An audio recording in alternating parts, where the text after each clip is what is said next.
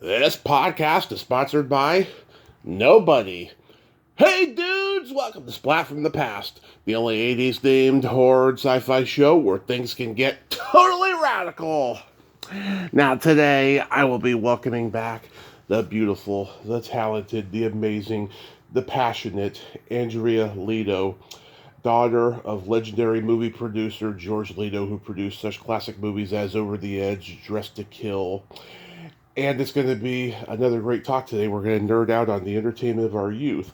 Andrea is a decade older, and she's my brother's age, and so we're going to nerd out on film, television, and music from our childhood. We're the VHS generation. I'm looking forward to this conversation. It's going to be great. And of course, Andrea, last time she was on, we were talking about her amazing documentary about her dad that she's trying to get distributed. My Father Moves Mountains, which she showed me a screener of, and it needs to be seen. It is a beautiful, touching, brilliant documentary. And we're going to talk a little bit more about it. Talk about its progress in terms of hitting the festival circuit and winning the awards and so forth. And it's going to be another great conversation. It's the last week of hot August summer. It's been awesome. I've got many toe curlers coming up, so keep your eyes peeled and be barefoot for the toe wiggling. So yeah, here is my new interview with Andria Litto.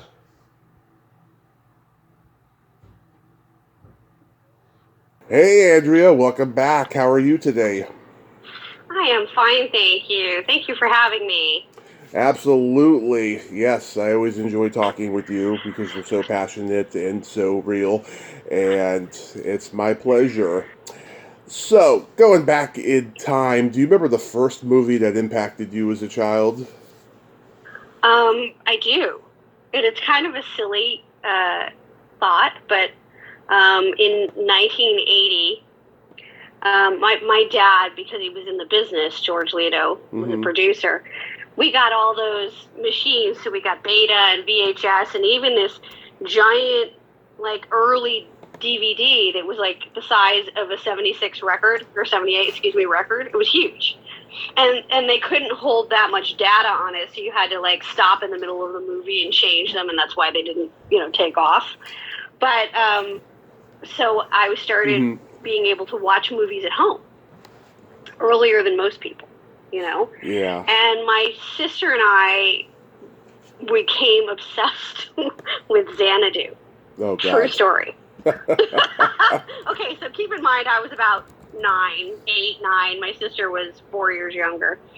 So, but the funny part of this is that it got me obsessed with the idea of muses, because I was so obsessed with the idea that there was this thing, that existed in some sort of mythology, right, that inspired artists. And of course, I grew up around all these artists, so it kind of caused me to get involved in reading about, the childhood books of Greek myths and about the muses.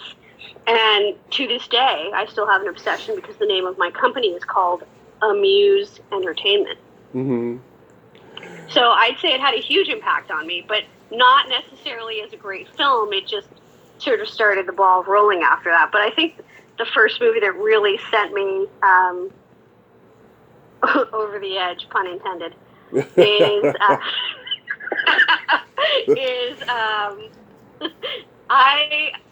I really loved the John Hughes movies. I mean, I think growing up as a teenager, the teenage angst of the early John Hughes movies, especially like 16 Candles and the early ones, The Breakfast Club, those were, I think, really iconic movies when you were in your teens, Yeah. And then I had a movie in the 80s that really drove me crazy because my name is Andria with an I, right?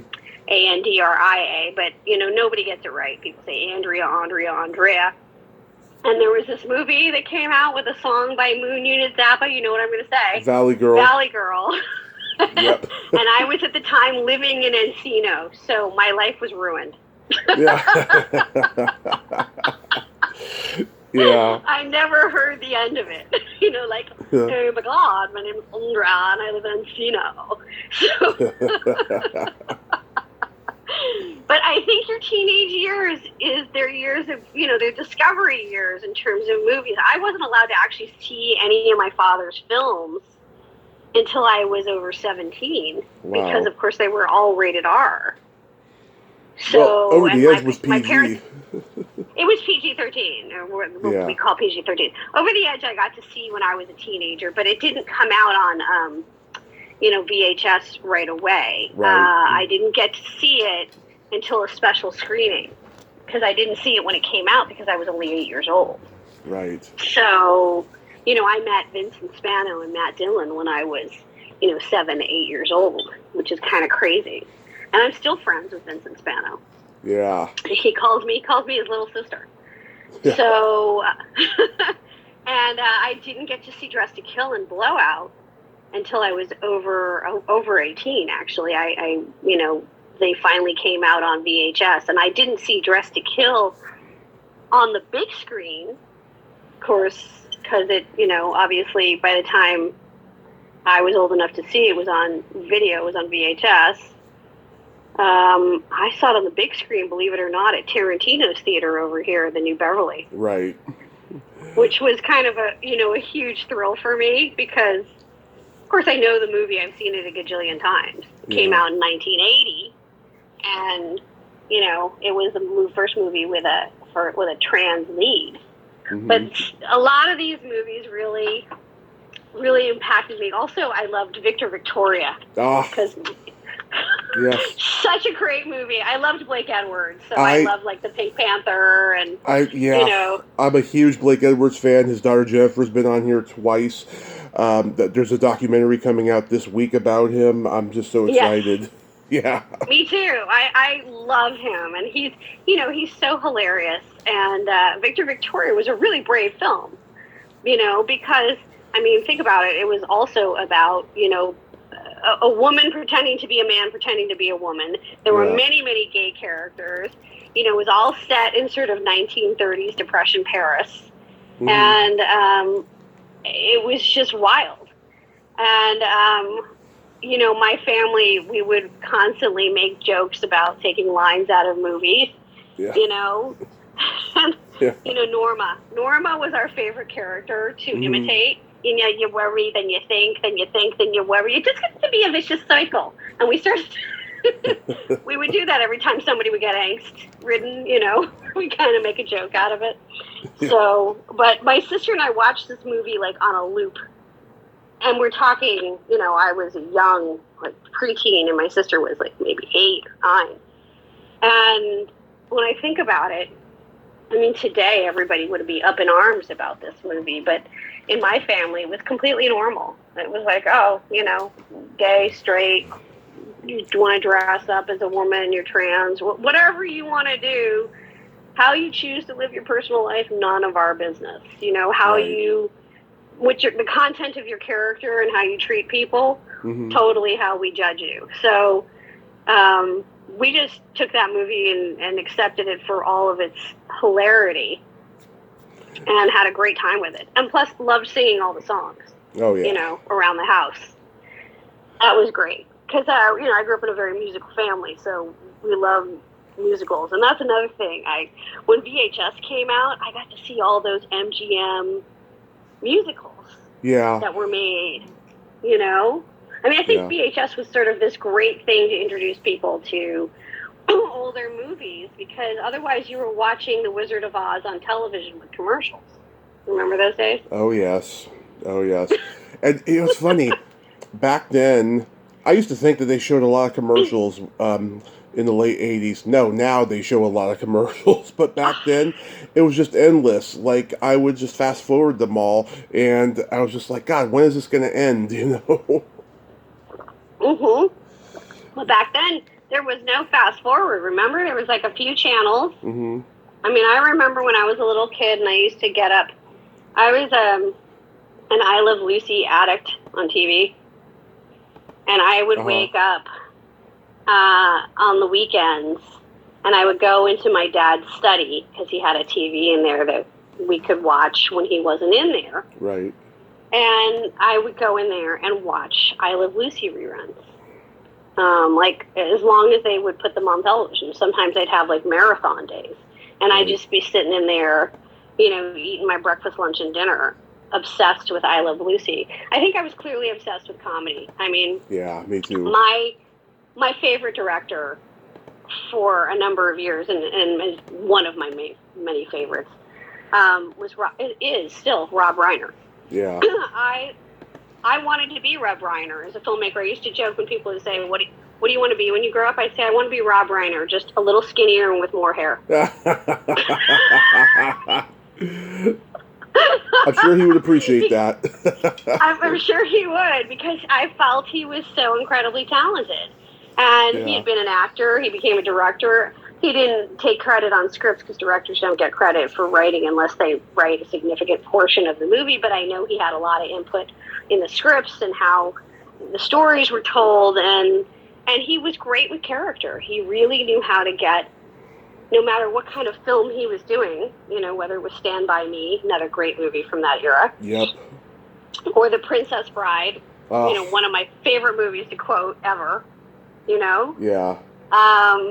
And I mean, The Man in Black. I'm sorry, but I think every teenage girl was in love with The Man in Black. Mm-hmm. Carrie Elwes had a following of teenage girls that lasted for probably 20 years. Yeah. And actually, I knew, my dad knew his stepdad. So, you know, when, you know, my dad told me that, I was like, what? You mean Carrie Elwes' stepdad? Yeah. Oh, yeah. You remember that movie he did, The Crush? Yes. Yeah, the girl who plays his girlfriend in that, Jennifer Rubin, is a friend of mine, and when I watch that movie, I laugh at how over the top Alicia Silverstone is when she's being rude to her and stuff, because I know Jennifer well enough to know that if that was real, Jennifer would be putting her in her place. Would be eating her alive, probably. Yeah. Probably. But yeah, I mean, Princess Bride, and When Harry Met Sally was 1989. It was right there at the end of that, you know, era, right when I was going off to college, finishing high school. I mean, iconic film. You know, my fiance's from East Germany, so he grew up in communist East Germany, so he didn't get to see all the Western films. He saw some of them, but not all of them, right? Yeah. They didn't all travel over there. So, you know, every once in a while, I'll sit him down and, like, put on an iconic movie. Like, he saw The Princess Bride, but he didn't see When Harry Met Sally, and he didn't see, you know, A Few Good Men, and, you know, a few other, you know, iconic, you can't handle the truth films, you know, that have, like, movie lines that last till today. And it's really interesting to watch because, you know, he didn't grow up with the iconography that we grow up with as Americans, the sort of pop culture references and things like that. So I'll make them every once in a while refer to a movie, and he'll have absolutely no idea what I'm talking about. It just goes right over his head. Which is fine. I mean, that's you know, it just reminds me that some of this stuff is very uniquely American, because once in the old days, they didn't subtitle things, they dubbed them. Right. So they never really heard what we heard. They had different actors, etc., overseas.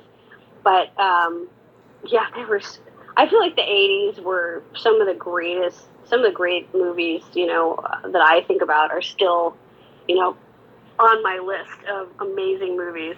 Same here. You know, St. Elmo's Fire, for example, the Rat Pack. Love it. You know, that was such a great movie. In fact, I believe at graduation we sang the theme song at my high school graduation as a group. I went to an all-girls school. Mm-hmm. We sang the theme song to St. Elmo's Fire. It actually had lyrics, and somebody had found the lyrics, and we sang it as our graduation song. Like, it was really, it hit home for us, you know. Mm-hmm. So, and of course, Dirty Dancing. You know, nobody puts baby in a corner. I was never a huge fan of Dirty Dancing, but I love the soundtrack. Well, I mean, I think it's more of a girl thing. Yeah. I mean, because it's kind of it's a romance. It's definitely a fairy tale kind of story. You know, the hard scrabble guy and the girl who came from the better family, and you know, he's a better guy than the guy who's going to Harvard. I mean, it's kind of a typical. It's almost Shakespearean. You know, I mean, Shakespeare. Everyone jokes that like Shakespeare. Well, not everyone. People who are theater, you know, nerds like me. Yeah. And who studied all of the plays knows that Shakespeare wrote just about every kind of form of a story that there is. Mm-hmm. He wrote there's some version of it in all of his, you know, comedies, his romances, his histories, his tragedies. You know, there's some version of human life, you know, right, that we all imitate when we make movies. You know, and like When Harry Met Sally is truly a story of two people who meet and who hate each other, but then ultimately grow, you know, fall in love with each other over time. But the truth is they were always in love. They just couldn't get out of their own way, right? right. Well, that's, you know, in one of the Shakespeare romances, there's a relationship like that too. I believe it's in Much Ado About Nothing, right? Right. I'm getting too nerdy here. But That's okay. the point is that all of these movies, all of these great stories, Dirty Dancing is one of these great sort of Cinderella stories that we kind of girls just love. So, you know, I think that it kind of doesn't cross gender lines as much as some other movies do. Whereas I think like the John Hughes movies, for example, you know, Ferris Bueller's Day Off is like universally loved. You know? I don't think I've ever met anyone who doesn't like Ferris Bueller's Day Off. I love it. It's one of my favorites, and I identify as bisexual, so I do have that queer side of of loving like a romantic comedy. Like Christy McNichol did that romantic comedy, Just the Way You Are. Like I love that movie. You know, that's a movie that manifests my queerness. You know, as much as I love it. Hey, you know, I think that's. Even gender lines, you know, blur when we talk about, because there's no such thing really. I've always been taught. I mean, it's how I grew up that that gayness is sort of a spectrum. That there is like, if you have a spectrum, there's like homosexual on one side and heterosexual, and then like there's this whole spectrum in between, and a lot of people fall kind of in that in between, and some people make a choice to go one way or another, and other people it's not a choice, it sort of chooses you. Right. And because, you know, I grew up, our babysitter when I was 8 years old and my sister was 4 was an open lesbian, and my parents were completely cool about it. And I'm talking about 1978 or 9. Yeah. I mean, to be that cool about it at that time period was way ahead. And how it was explained to me was as an 8-year-old, and I think this is how we should explain it to everyone because it's so simple, it's real, is my dad said, some boys like girls, and some boys like boys, and some girls like girls, and some girls like boys. And everyone should be free to love whoever they want to love. Right. That's and as my little 8-year-old brain went, okay, that makes perfect sense. Everyone should love whoever they want to love. Love is a good thing. And then, you know, I grew up and nothing changed, right? Yeah. I didn't know that there was, quote, you know, a stigma attached to that until I saw other people, you know, behave in a hateful manner. Yeah. And then I had to go home and ask my parents, why do they have a problem with it? I thought everyone should just love who they want to love. And then my parents had to explain to me, well, some people don't agree with that. Right. And I was like, well, why not? What's wrong with love? My little child brain, you know, children sometimes understand things in the purest, you know, form. And I never got it. I never understood. But I later understood what it was, is that people are afraid of what's different or what's not like them. Or, you know, what threatens in their mind their existence. And so, you know, anything that is other is often ostracized, especially when society has deemed it as such. And so, you know, when I see movies like Dressed to Kill and Victor Victoria and movies that bent gender lines in the early 80s, I was like, yeah, all right, let's go for it, you know? Yeah. Because comedy has the ability to do that. Because you can ask people to sort of suspend their disbelief and even their hate when you're making them laugh. And that's where I think Blake Edwards was genius in Victor Victoria. Because it's so funny, you can't help but laugh at it. Yeah. You know? Like, I love Just One of the Guys. That was like one of our family's favorite like comedies that we watched when I was a kid growing up. And the movie was it was Columbia's attempt at cashing in on Tootsie, but in a teen film kind of a way and stuff. And God, exactly. One of the things I can't stand about this generation of gays is that they try to revise history by saying that movies from the 80s were made for them because it enabled them to come out. I'm glad it did that, but it's like that wasn't the intention. In the case of Just One of the Guys, they were just trying to cash in on Tootsie. And Tootsie was just really a kind of clever idea. I mean, I'm sure there were actors in New York who needed a job, who thought about it and just never had the guts to do it. Right. I mean, let's be honest. When you're, an out-of-work actor, you're kind of willing to do, or a writer, willing to do some pretty fucking crazy shit. Sorry for saying. I don't know if I'm allowed to fucking swear all you want. Okay. I mean, you're willing to do some crazy ass stuff to just, to feed yourself. Yeah. I remember calling my dear friend, who is an actress, and now she's a very successful filmmaker. Mm-hmm. But there was a time in her, and an actress, she's an actress and filmmaker. There was a time in her early days, and I won't say her name because I don't want to embarrass her, but she is my best friend from college, that I, was baking cookies one day, and I decided to just put a bunch in a tin and ship them to her FedEx in New York, and I was living in LA. Uh-huh.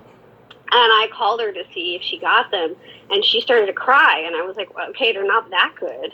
And she's like, yeah, they are, because they're all I have to eat. And, that is often the life of an actor. And, of course, my dad, having heard that, because he was such a generous guy, was like, write her a check. Send her a check. She can pay us back or not pay us back. I don't care. Which, of course, she did. She, about a month later, she got a big job on a big show, and she was, much more financially stable after that. And I like to think that the cookies and the check, gave her the confidence and the happiness to get that job, Yeah. And I loved my dad for being that kind of guy, He was like, let's help her out. And, because it's not like she wasn't good at her craft or she wasn't trying. It's just, sometimes stuff happens. You lose your job, whatever. If you're waiting tables, you have a bad couple of weeks of tips. Mm-hmm. Life isn't always. Life is not certain as an actor. No, I've heard all those stories, about being in an apartment with no electricity and they're eating top ramen or peanut butter, and then once they get a hold of money, then they can eat all the steak and lobster they want, and then pretty soon you see them, making a TV show appearance or something, and you're like, wow, they put on weight, and it's like they've earned it, because they ate nothing but peanut butter and top ramen for years. Right. Went to the grocery store and asked for the produce they were going to throw out and stuff, and cut the rot off of the tomatoes and stuff like that. Exactly. And I know people who, believe it or not, dumpster dived right behind grocery stores because grocery stores throw out tons of food that's still reasonably good to eat. And, that's how they survive. And, I'm not advising it, and I certainly don't think that that's an acceptable form of living. I think, especially with the strike that just happened. Right. A lot of people I know were going to, who, previously, were paying rent and living, they weren't rich, but they were, getting by on a decent life. Were choosing between buying food and paying their rent and had to go to food pantries. Yeah. So sad. It's sad. Yep. While Iger and Zaslav were sitting on their couple $100 million yachts and saying, we should get realistic. Sorry, I'm about to get political, but I had to do it. Yeah. Yeah. I grew up with communists. I can't help myself. I grew up with communists. I love that. Well, it's true. I grew up with all the blacklisted writers, as you know. I mean, if Yeah. I can plug my documentary for a second, That I made a that should be a documentary about my T-shirt. father. Yeah. That should be a T-shirt. I grew up with I grew up with communists. communists. I think I'm going to make one. Yeah, my father, George Litto, he represented all these communist blacklisted writers, Waldo Salt, Michael Wilson, Dalton Trumbo, Yeah. Ring Lardner Jr., Abram Polanski, Joe Losey, Arnold Pearl. And so I grew up because Waldo Salt was his best man at his wedding, and Abe Polanski was my godfather. These guys hung around the house. They weren't just his clients. Mm-hmm. So I kind of got a steady diet of political discourse around the house and at dinner parties, and it sticks with you. And, you know, it's while I have no problem with people making money, Mm-hmm. I do have a problem with people making money on the backs of other people, because that's just another form of slavery. Yep. You know, so... you know, I own my own business, and it's very hard to own your own business and stay afloat as a business owner. I mean, because I'm a writer, producer, director, and I made my own documentary and I financed it myself. Right. I put my money where my mouth is, and I paid people really decent wages, you know, for the time and effort and hours they were putting in. And I always fed them and took care of them, because I believe that if people are coming to work, I'm the one who gets the profit. Yes. Right? And if they're coming to work for you and you're the one who's going to profit off of it, at the very least, if you're not sharing the profits with them, then you owe them to pay them a decent wage and take care of them. And, you know, and some people did me some favors and deferred some salary and stuff like that, but they're still going to get their money, you know? Yeah. And I think that's really something in the movie business that I think the studios, they tend to think that, you know, they put up all the money and they take all the risk, but that's not true. Yeah. They forget about all the risk that artists take every single day in their lives in order to be artists. They risk starvation. They risk not being able to pay their rent. They risk, you know, difficulties with their relationships because of all that. We take different kinds of risks, but they still impact us financially and otherwise. It's just can't explain them to people in a shareholders meeting. Mm-hmm. So there's my soapbox. Sorry, had to be on it for a second. But honestly, I think all of these movies, you know, one of the reasons why movies were so much better in the 80s and 90s is because of profit sharing. Mm-hmm. Because people got paid a good wage, they got paid profits, and actors, you know, Tom Cruise made a career off of, you know, off of all the movies he did, Top Gun and whatever. He made so much money on those movies because he got a piece of the pie, right? Mm-hmm. And writers got paid really, really well. They got huge residuals. You know, with streaming, all that's gone away. And the streamers are making billions of dollars, and they're not taking care of the artists who feed them the material that makes them the billions of dollars. And I'm one of them, and I don't care if they don't want to work with me, because somebody else will work with me, because I do something that's successful. Everybody will want to work with me, and that's the business. Mm-hmm. And we all, as artists, need to band together and stand up for, you know, better pay for not just the top people, because the people at the top can always negotiate what they want, but for everybody. I agree. And I put my money where my mouth is, and you watch. If, Tommy, I say it right here on your show. Mm-hmm. If I become the kind of success that has that kind of power to change things, you better believe that I will be out there, and my mouth will be open, and it will be flapping at the studio owners and telling them that they have to do better. Oh, I know it.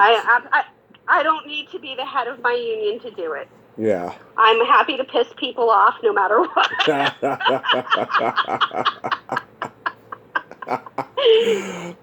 I know you will, because you're Italian, and Italians are of their word, and you're passionate about what you do. And I'm passionate about artists. I'm passionate about filmmakers. I care about them because we work so hard to create this product. People don't realize that, what it takes. It isn't just the physical production of the movie, which can be grueling. Mm-hmm. It's all the lead up that gets you there. It's all the heartbreak in the development process, and the no's, how many doors you get slammed in your face, and the tenacity and the perseverance you have to have, or my dad's made up word that I love, stick-to-itiveness, that you have to have to get something done, to believe in something, and to keep going in the face of so many people telling you, you can't do that. Right. You know, or no, that's not going to work. Or, you know, I don't want to get behind this. I'm not putting my money up. It's not that easy. And so the people who get there, and then once you get there, the collaborative process of making the movie, getting all these different personalities onto one show and making it work, that's alchemy. That's, you know, luck. And if you get the wrong mix because the studio forced you to cast somebody you don't want to cast, or, you know, you just picked the wrong actor, or the actor or actress is getting a divorce, you know, during the middle of your show. I mean, anything can be happening. That moment can throw the whole balance of everything off, and that's how a movie can fall apart. So when a movie is great and lasts through the ages, it's like catching lightning in a bottle. It's like a moment of magic. It really is movie magic. Right. Because I remember Dress to Kill, if I may say, when I was a little kid coming on set, and I was able to watch some of the less controversial scenes as a kid on the set. And, you know, my dad and Brian knew that they were making something really controversial, you know. they were fully aware of what they were getting themselves into. Right. And the fact that it was so successful, and that the critics didn't even talk about the trans issue. They didn't even come up really. Yeah. They mostly focused on the fact that Nancy was in her underwear the entire time. Yeah. Because I guess as it turns out that they were more misogynist than they were homophobic. So I guess that kind of worked in our favor. Yeah. Yeah. I gotta say, I was born in 83. My brother was born in 73. And when we first got HBO in the summer of 1984, he recorded all the teen sex comedy movies off HBO. We had Porky's, Revenge of the Nerds, all the John Hughes movies. Even though it's not a teen movie, Mr. Mom was a favorite. Oh yeah, Mr. Mom was so great. That's a John Hughes movie. It is. He wrote it. Yeah, he wrote it. And Aaron Spelling produced it. And well, I mean, Michael Keaton made that movie what it was. I mean, that movie, maybe in the hands of anyone else, might not have been so great. You know? Yeah. He was spectacular. I remember once my mom caught me watching the end of Private School when all the girls are mooning the principal at graduation at the end, right? Mm-hmm. And the reason why I have it on is because another movie I wanted to watch was on that tape that was PG. And my mom came in and she was like, "Why are they showing their asses?" You're like, "Sorry, Mom."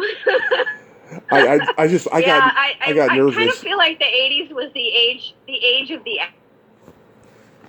ass, because they couldn't show that much else. You know, sometimes they could show boob, but you couldn't do, it wasn't like a full frontal until the late 80s, right? So the early 80s, we saw a lot of butts, you know? Yeah. But you know, it's funny, I'd go to Italy in the summers with my family. Yeah. And we'd stay in this tiny little town with my cousins, and there was only 2 channels in Italy to watch. There was Rai Uno and Rai Due. Yeah. And that's it. And so one would show movies, and the other, on Saturday night, would show a kind of a variety show. Yeah. You know? And even in this variety show in Europe, right? Mm-hmm. I mean, women would go topless on the beaches, and they were they showed TNA. Yeah. Yeah. And it was completely and this was a family variety show, right? Yeah. And these women would be dressed in these outfits with Charo, with their boobs half, hanging out. Yeah.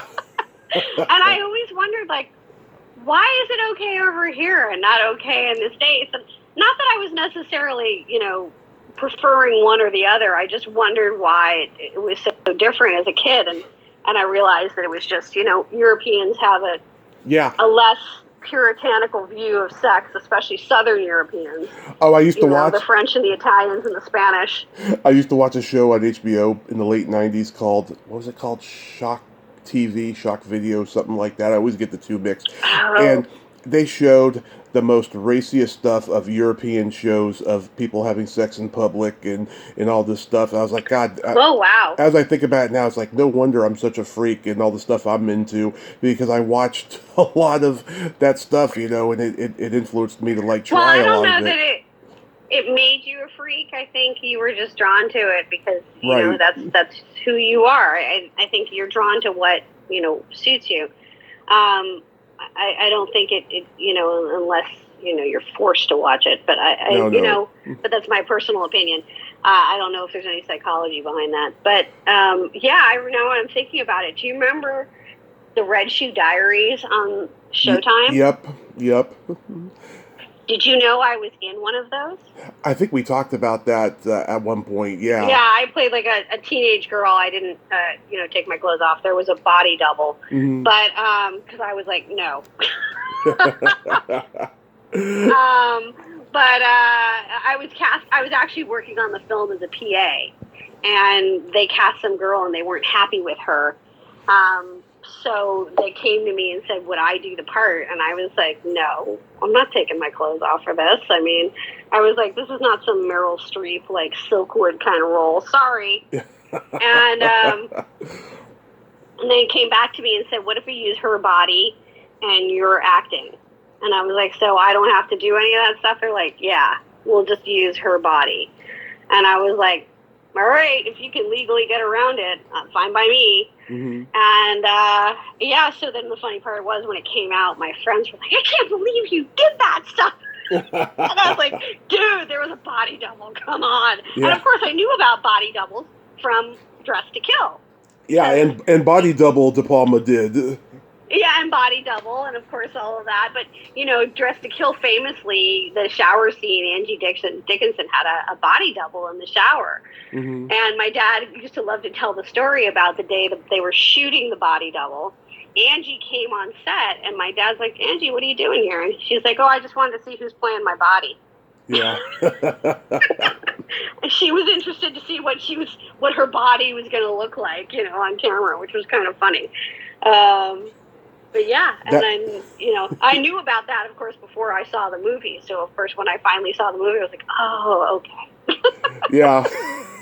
That girl that comes in to be the body double at the end of Body Double, that's Elvis's girlfriend after Priscilla, Mindy Miller, who I've interviewed, and God, she is so gorgeous, and she still is in her early 70s, and yeah, I mean, I love those De Palma, Hitchcock homages. They were just so great. Yeah, well, De Palma was obsessed, especially with like Vertigo. Mm-hmm. Vertigo That's my and favorite. Body Double is a little bit of Rear Window too. Psycho. And Psycho. I don't know if I ever told you this, but I first saw Psycho on Italian TV. And how was that? And this is only funny because I speak English, right? Yeah. So I didn't, the first time I saw it, I didn't see it in English. I saw it dubbed in Italian. So, when he calls up the stairs, mother, in English, it's really like bone chilling. In Italian, it didn't quite have the same effect for me when he was like going, mama! So I talk about this with a friend of mine my neighbor is a writer-director who did Night Flyer. His name is Mark Pavia, right? Mm-hmm. And he did Night Flyer, Stephen King's Night Flyer, and he and I talk about scary movies all the time. I mean, he thinks it's so funny that like Psycho was kind of ruined for me because I saw it for the first time dubbed in Italian, and I'm sure if you're Italian it was fine, but because I'm an American who speaks Italian watching it, there was something about it that just made me laugh hysterically. So, like, I laughed through most of the movie.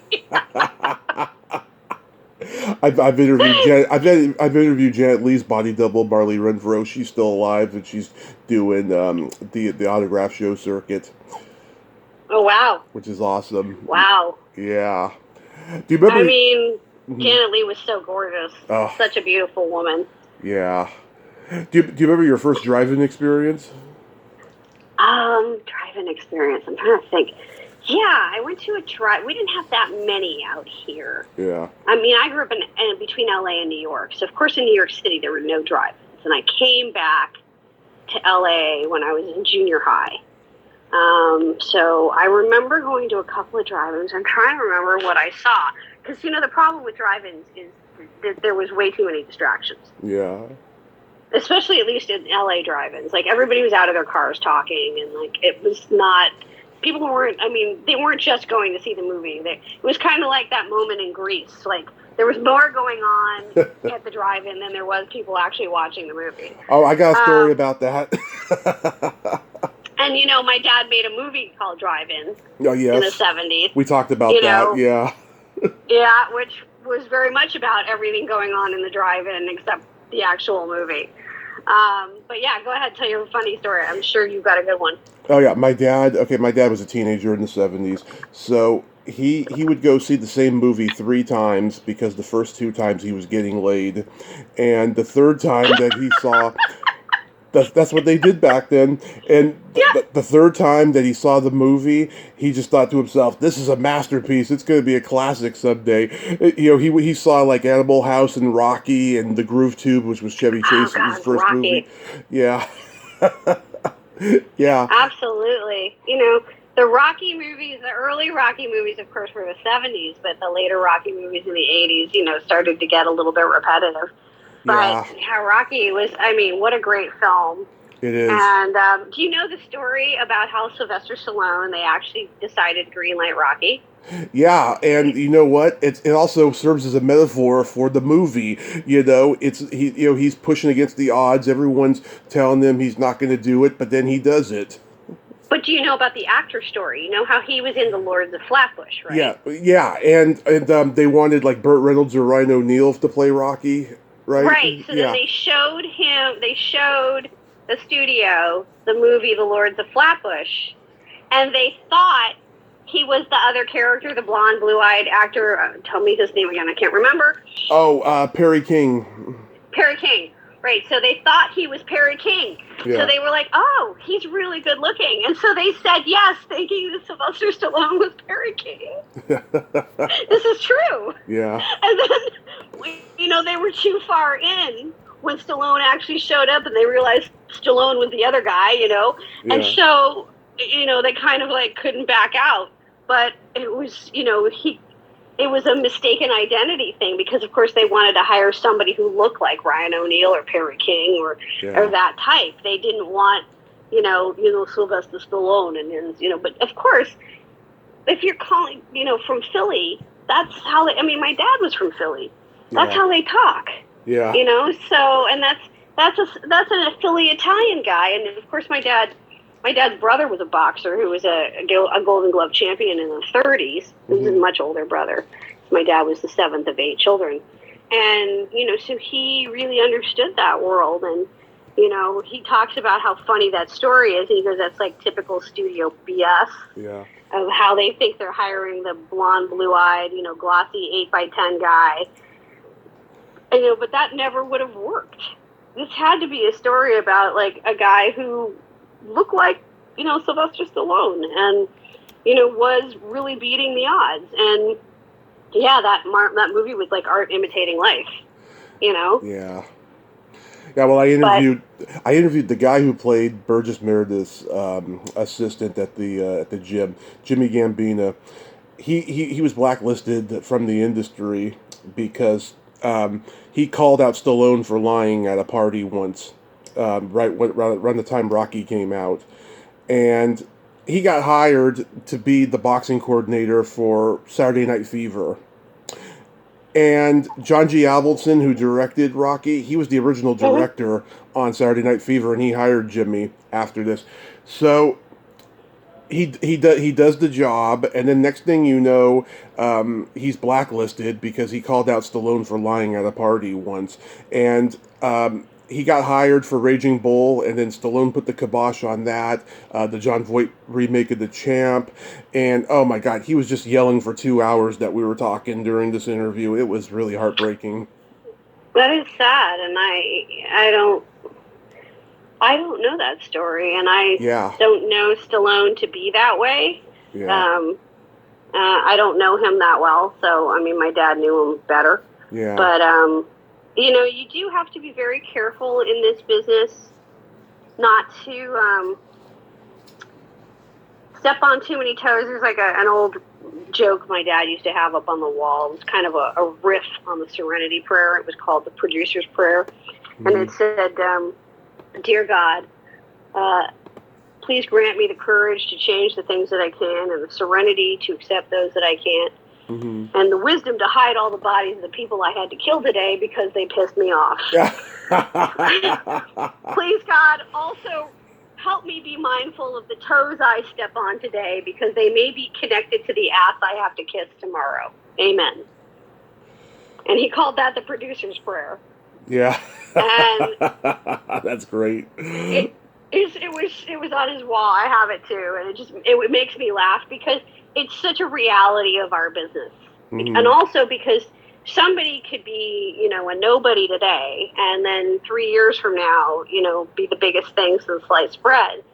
So you really always have to be careful who you piss off. And so I always say to people, if you're gonna piss somebody off, make it for a really good reason. Right. Not because somebody, you know, annoyed you or, you know, like what you think of other people, what you think. I mean, I'm very open about what I think of studio executives as a sort of general rule. I mean, there are some good ones out there, and I will say that because I've dealt with some really good people out there, and there are some good agents out there. But I'm talking about like the majority that you get that really doesn't care. They're in it for the money. They don't really care about when they want the fame. They don't care about the artists. You know, there's a lot of those guys, and I have total disdain for them. It doesn't mean I won't be opportunistic and get ahead any way I can, but I don't feel any sense of loyalty to people like that. Right. I feel a sense of loyalty to people who, you know, when people really are trying to make a good product. There's some great agents out there that really are trying to make something good and have been very loyal to their clients. I mean, one of the reasons I believe that CAA was so successful after Mike Ovitz is that Brian Lord, who ran CAA, and there's a lot of people who don't like him too. I mean, but more people than don't, you know, like him. There's more people who like him, and there's a reason that, because he was one of those agents who really cared and really paid attention. And to this day, when I was making my doc, if I wrote to Brian Lord an email, he would write me back the same day. And, you know, and I'm not his biggest client. I'm not his client at all, you know, but out of respect for my father and respect for me and for what I was trying to do, he respected the movie I was trying to make. He tried to be helpful. And I can always respect that in an agent or a studio executive. Doesn't mean that they get you what you want or they say yes to anything, but if they're trying to be helpful, that's what this business is about. You know, we're all here to make something that people want to see, to make people happy, to give people 2 hours or an hour or 30 minutes, depending on whether you're making TV or film, of escape time. Right. Something to relax at the end of the night, right? We all do it. We all come home from work, and we sit down at a TV and we watch a film or a television show, and it helps us, you know, forget about our day. And I'm glad to be part of a business that can be so much a part of people's lives. Getting into television, were you a Saturday Night Live fan? Of course, especially in the golden days of like Chevy Chase, Bill Murray. I mean, I'm old enough to remember those. The Eddie Murphy, you know, stuff that he did. I mean, I saw Eddie Murphy on SNL before he was in Trading Places, which another brilliant movie. Oh, you know? we had 48 Hours on tape and his Delirious special, and I always had to leave the room when Delirious was on. And it wasn't until I was 14 I watched it finally by myself, and I'm hearing all these jokes that my dad used to quote around the house. I thought they were his jokes, They were the more G-rated ones, the Goonie Goo Goo or the Ice Cream Man stuff, Oh God, the ice cream truck, that was so funny. Yeah. Ice cream!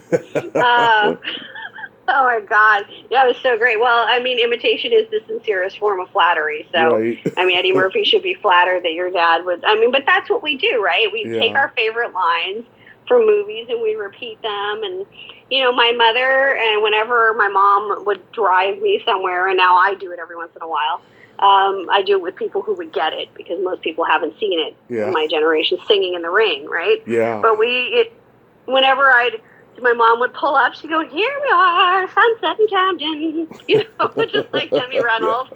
Yeah. So my mom is an MGM musical fanatic. Yeah.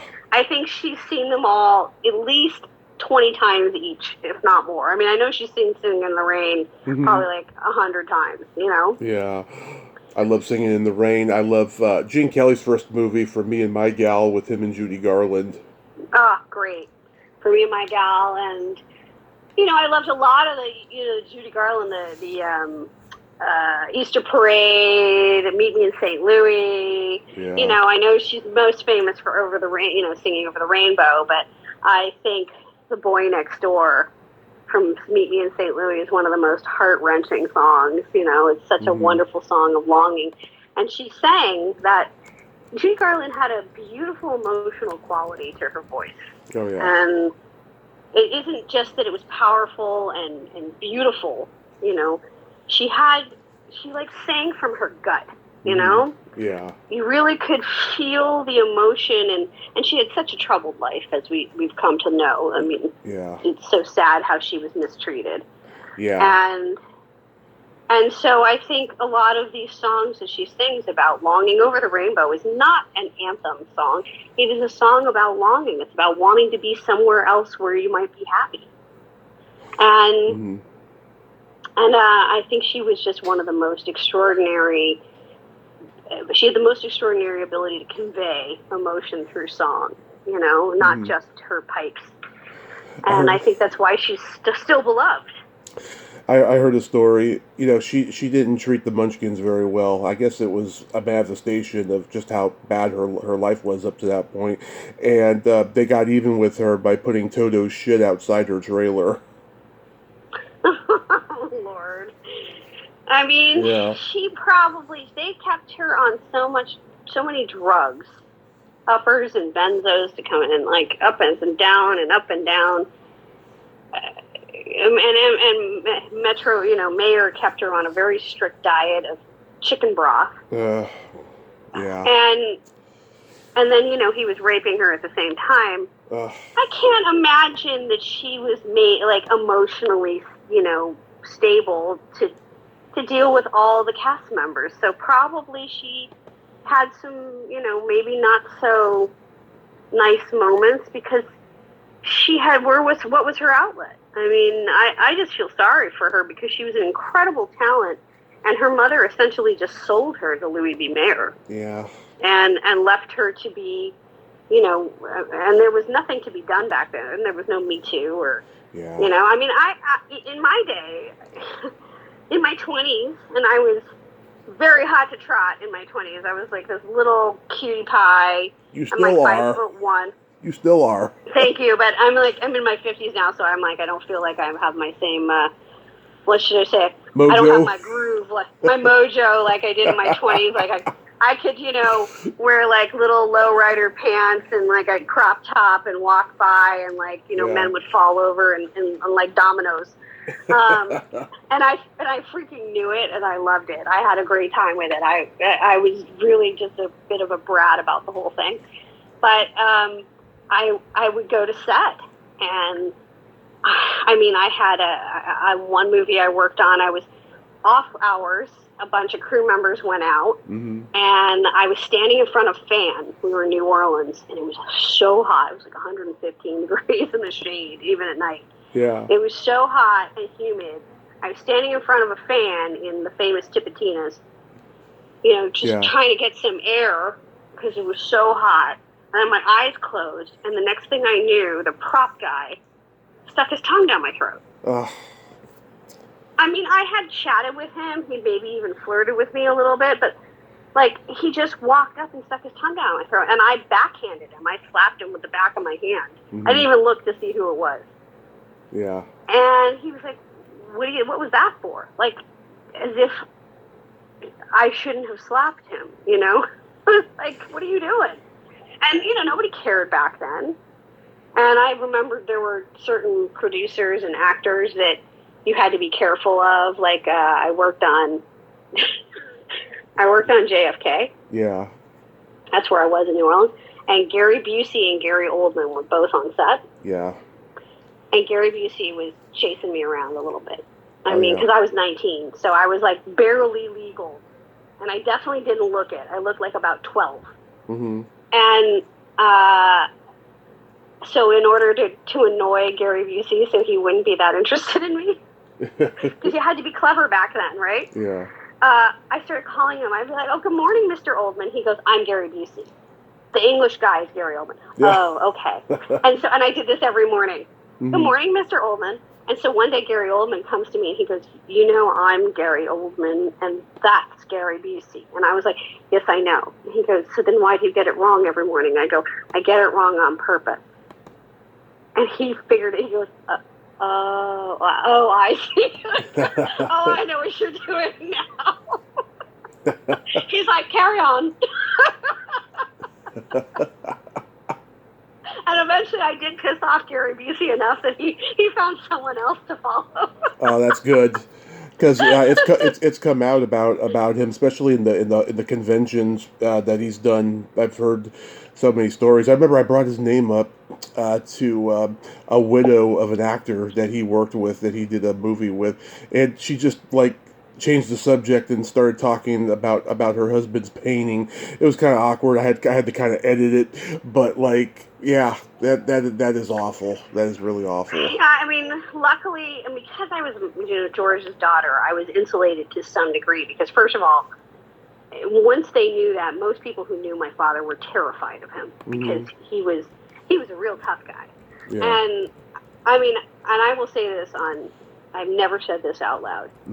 On camera. I've said this to a few friends. I had Harvey Weinstein try to block a door at a party for me one night, and he wouldn't let me back in the room unless I, quote, gave him a kiss. Yeah. So once I told him who my dad was, and I said, you might have your fun now tonight, Mr. Weinstein, but my father's George Litto, and when he finds out, he'll take your lungs out with a spoon. I love that. And he looked at me, he said, you're George's daughter? I said, you bet it. I'm George's daughter. And he let me go. God. Because he knew my dad would fucking rip him apart. Yeah. and he would have, too. And I told my father this story many years later, because we had a meeting with Harvey. And Harvey kept saying, you look familiar. And I was like, because he'd forgotten all about it.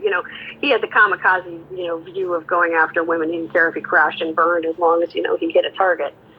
And when I said, yeah, and I sort of reminded him of the facts of the evening without revealing to everybody else what had happened. Mm-hmm. Wow. He kind of turned 3 shades of white, and my father said, what was that about? And I told him, and my dad's like, why didn't you tell me? I said, because I wanted to keep you out of jail. Yeah. Love it. Oh, I love it. Because murder's not a good look. I'm just saying. I walked away from the incident, so, Yeah. No, my dad and I had a really good laugh about so much of the business that was nuts. Mm-hmm. When you can share the same joke with somebody and you can really laugh about it because you understand without explaining, the sort of insanity of it. I mean, my dad actually laughed when I said I wanted to keep you out of jail. He just giggled, He was like, Because he knew, like, if I had come home and told him, and I was with people at that party that could protect me too. I was with, a big wig. I was the guest of a big wig. So I just, made my way over there, and I said, I'm being bothered by Harvey. And they said, oh, just stay near us, Yeah. And I was in my 20s, and I was wearing a fairly sexy dress. Not that that should, allow anybody to behave badly, but it definitely attracted attention. Right. And, but, that was not the attention that I wanted, Yeah. I mean, here's the universal rule, guys, straight guys. When women wear sexy clothing, we want attention, but we still want you to be respectful. Right. It's not that hard, Yeah. It doesn't give you license to suddenly be disrespectful because we look fucking amazing. Yeah. You get to enjoy the view, and we get to enjoy you enjoying the view. Mm-hmm. Be respectful from here on in. Go. Exactly. But it's really that simple. And so, yeah, but I was wearing something rather, I was a ballerina. I'm still a ballerina. I was a ballerina, and I had a ballerina's body. So, I didn't have an ounce of fat anywhere except where it was supposed to be. And 2 places on top and 2 on the bottom. Yeah. Front and back. and I could get away with wearing all kinds of stuff that I wouldn't dare wear today, but because I'm a little more self-conscious, but not because I'm worried about attention, well, because I just don't have the physique that I used to have. I'm not complaining. I'm 53 years old, and I'm the envy of most people my age, but and I stay in really good shape. I don't even have gray hair, which drives my girlfriends crazy. But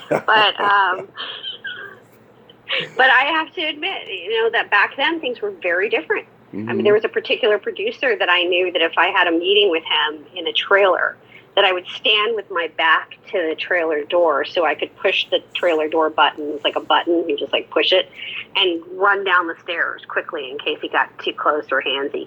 Yeah. That's what you had to put up with back then. And you couldn't complain about it too much, because if you did, as a woman, they'd say you were a problem, mm-hmm. or, they blacklist you, like so many women, who complained. And you had to, because, the business was 99.5, it was 0.5% women in the business. Yeah. Now it's they say, oh, it's better, 92-3% are men. We're talking male to female ratio in terms of crew. Cast, obviously, is still, disproportionately men, too. But nowadays, people are more careful. And they say, well, it's not as fun as it used to be. That's true, too. You've got to be careful what you say. You can't say off-color jokes and, Oh, I do that anyways. We used to be able to say whatever we wanted on set and get away with it. But now you have to foster, and I don't think there's anything wrong with that, foster a sense of security and safety for everybody, not just in how people talk. And, I always tell women when they work for me, if anything happens, anybody is disrespectful to you, please come to me and tell me. Mm-hmm. I want to know about it. Yeah. Because the only way I can do anything about it if I'm the boss is if I know about it. And I'm not going to punish you if you're telling me the truth. Mm-hmm. However, if I find out you are lying to me, yeah, and you're trying to, exact revenge on someone, which happens very rarely, but it does happen in our business, I punish that just as harshly as I punish the predators, because that to me is predatory. Yeah. So everybody be honest. Everybody come to work and foster a good environment. Everyone come to work and treat everyone with respect. We don't have to agree on everything. We don't have to agree on even what we're doing for work, but there's a hierarchy. If you don't agree, then the person who's in charge makes a decision. And then you just have to carry it out because that's your job. Right. As long as they're not making a decision that puts your safety at risk. And then at that point, you should be talking to the bosses, and the bosses should be listening. Because my fiance is an armorer, so I'm fully aware of, some of the safety hazards of, firearms on set, et cetera, et cetera. Mm-hmm. And I fully endorse, one of his colleagues does a prop gun safety class, and I fully endorse people taking that class so that they know what they're supposed to be doing. And safety is paramount importance, but there's not just physical safety, there's everyone's emotional safety, because we're all coming to work and we're tired, we're working long days. Right.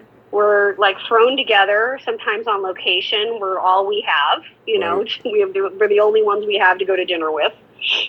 We're often away from our loved ones for a long time. And so, fostering a good environment, that's something my dad used to tell me about too. He used to rotate through the departments and take them out to dinner and listen to them, tell him what he needed, if there was anything they thought he could improve for them.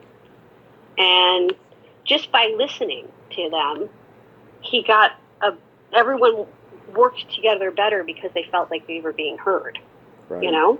Right. And it's really not that hard. People make it hard because they get their egos in the way, and they get their, it becomes about, being a top dog.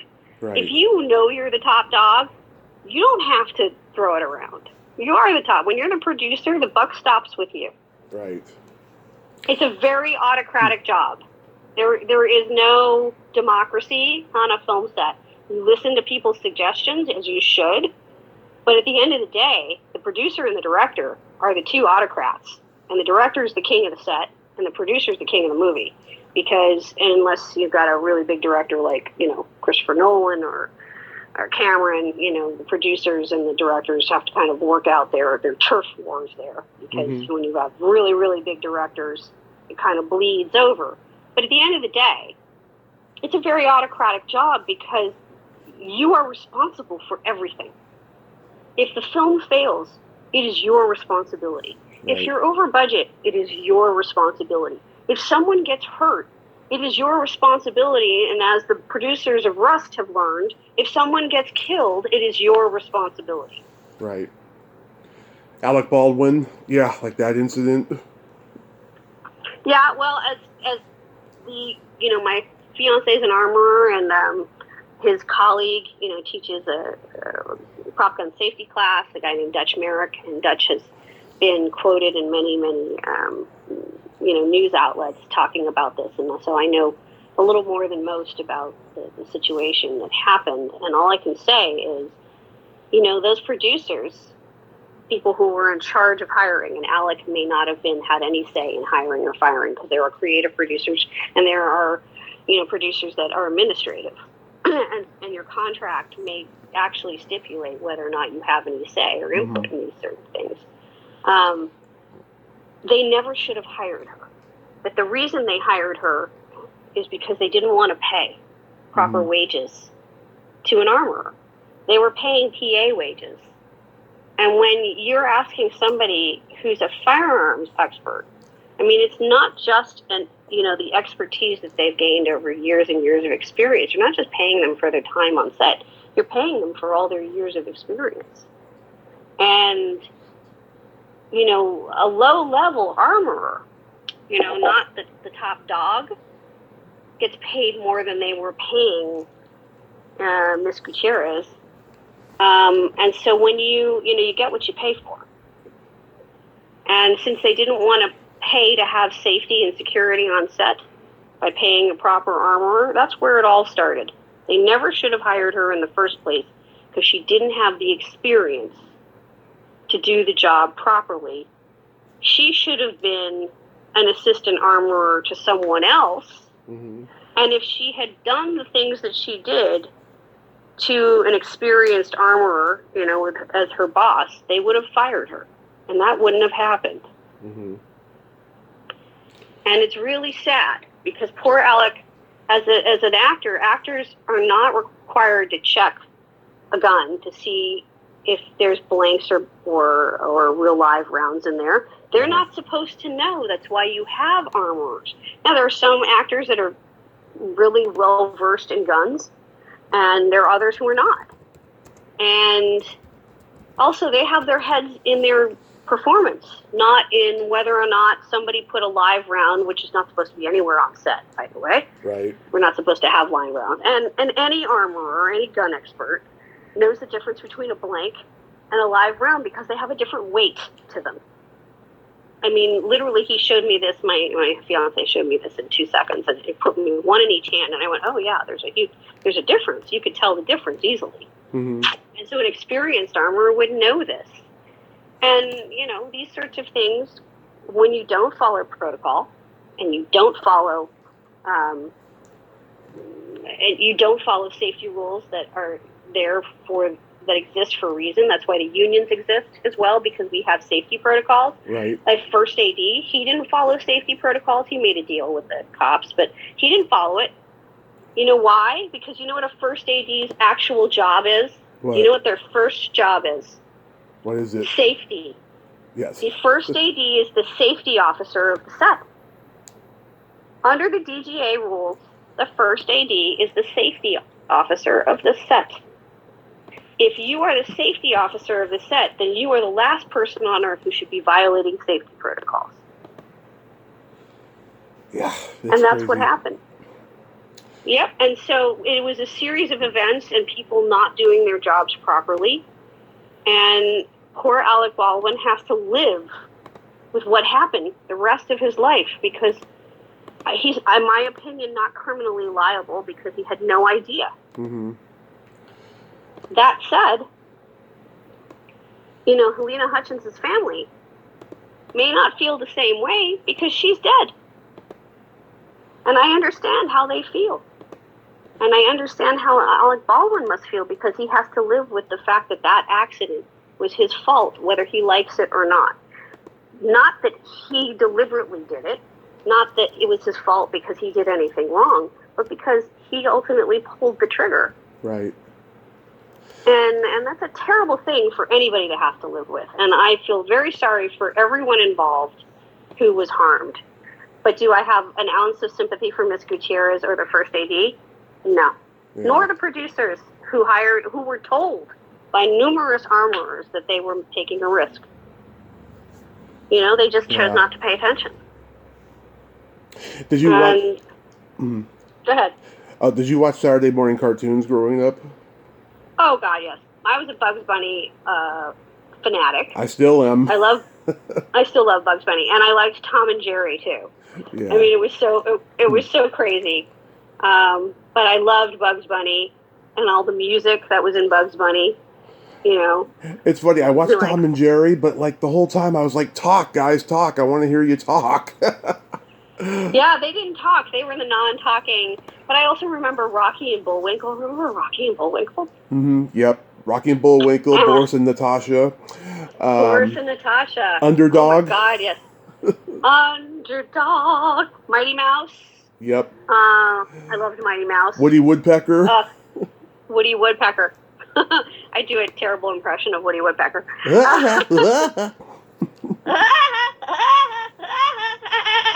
That was good. That was good, Andrea. That was good. And what else I used to watch Saturday morning? Oh, I remember, when I was little, I watched Sesame Street and Electric Company and 3-2-1 Contact. Mm-hmm. Remember those shows? 3-2-1 Contact? I never saw that one. That was for preteens. It was a science show. They taught you about, scientific. It was they do little experiments and stuff like that. It was an educational show that was a little bit about science, but it was very basic stuff, and it was aimed to I'd say the 8 to 12-year-old market. It's like a Mr. Wizard type of thing. Yeah, except it was 3 20-somethings, that they would that apparently were supposedly roommates, and they would talk, and somebody would have a problem, and they'd find some scientific way to fix the issue. And it was very, it was like Sesame Street in that it was very familiar, and you saw the same characters every week, but there were no Muppets. The Muppets were not there. But the Muppet Show. Let's go back to the Muppets. The Muppet Show. I'm a huge Muppet fan. I love the Muppet Show. I mean, first of all, who doesn't like Kermit the Frog? Yep. Greatest character.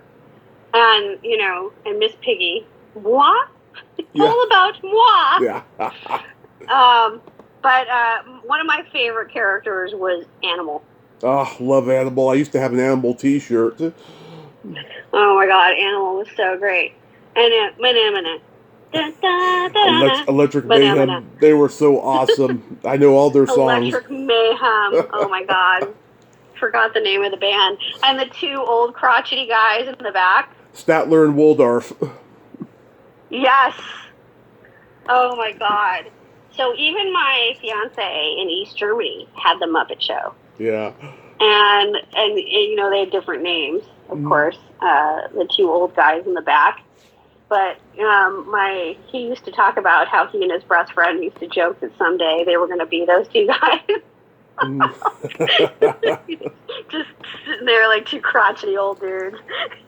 People still joke about that. They're like, yeah, we're going to end up like those two old crotchety Muppets. I mean, they really tapped into the public consciousness. Oh, they really did. I mean, I think Jim Henson was brilliant. He really was brilliant, and he tapped into not just the public consciousness on so many levels. I mean, from children to adults, and it's amazing how the Muppet Show had such a universal appeal around the world, but also from children to adults who didn't like the Muppet Show. I mean, it was just hilarious, and the guests they had all the time. I mean, they had some amazing guests. Alice Cooper. I was Debbie Harry. I mean, Blondie was on. George Burns. And all the George Burns. Yeah. I mean, everyone wanted to be on the Muppet Show because I'm sure it was a great time. First of all, I imagine if you were a guest star on the Muppet Show, like, to me, if I could go back in time and be a guest star on 3 shows, I'd want to be a guest star on the Muppet Show. Yeah. The Carol Burnett Show.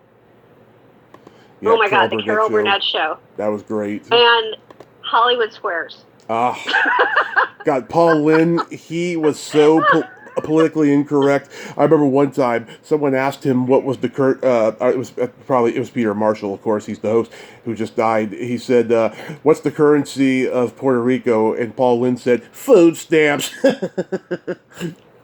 Yeah. Oh, whoa, that's cold. Yeah. Yeah. I mean, but he also made some really off-color sexual jokes that were very double entendre. He was very clever, and he was brutally funny.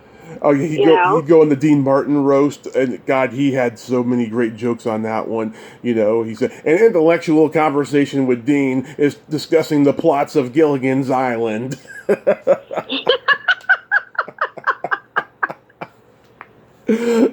That's funny. Yeah. Oh my God. Yeah, that is truly hilarious. He was truly a funny guy, and that's partly why I would love to be a guest star. Mm-hmm. Also, but I want to be a guest star on a night that had both Paul Lynde and Betty White. Yeah. Because Betty White was priceless.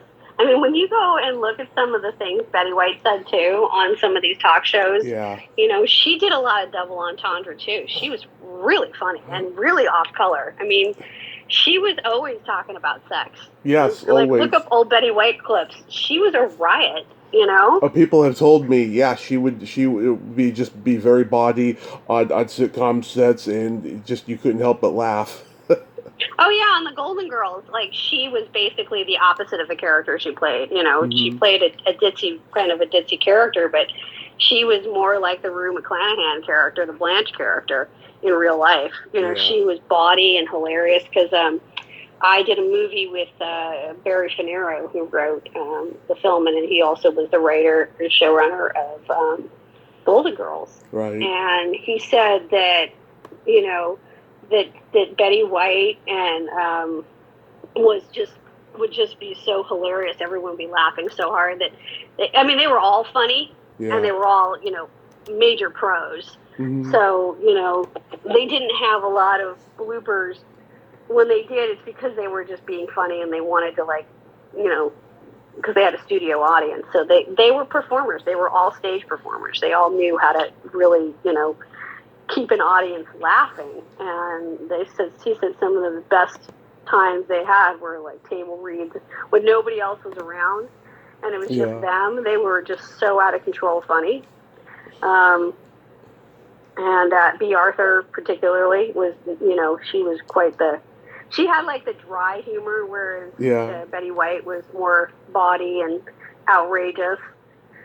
And, I think about these Hollywood greats that were so funny. I mean, I went to many an event where Robin Williams was the MC, and, they'd be serving dinner.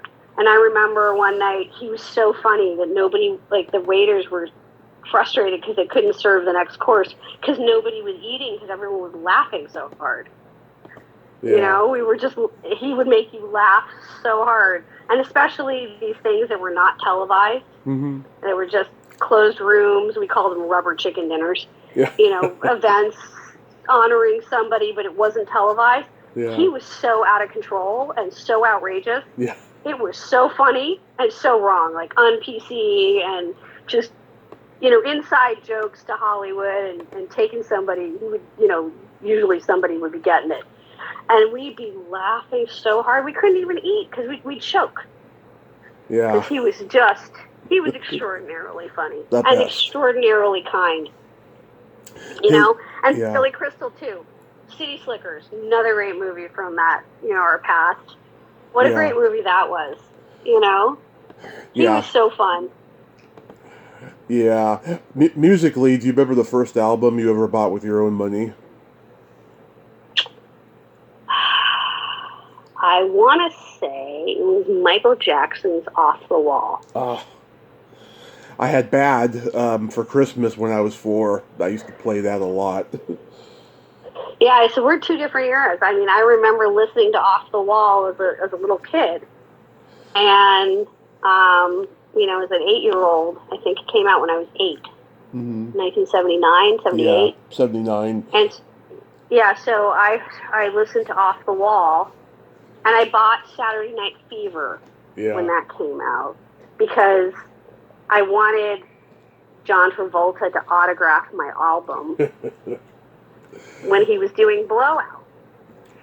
But instead he autographed a photo. So I have the photo of John Travolta autographed to me. I still have it. He was my mom's dream man for 40 years.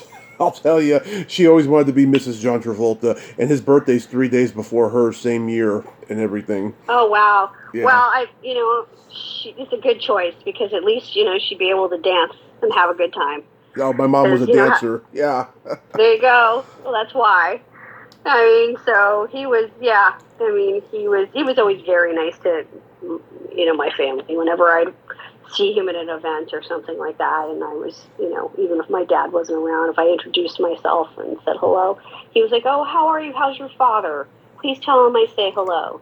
Not all actors are solicitous and lovely like that, and he was always very nice. And I'm really lucky because I grew up with a lot of famous people around me, but I also work with a lot of famous people. Another actor that I point out was always super nice was Billy Crystal. Yeah.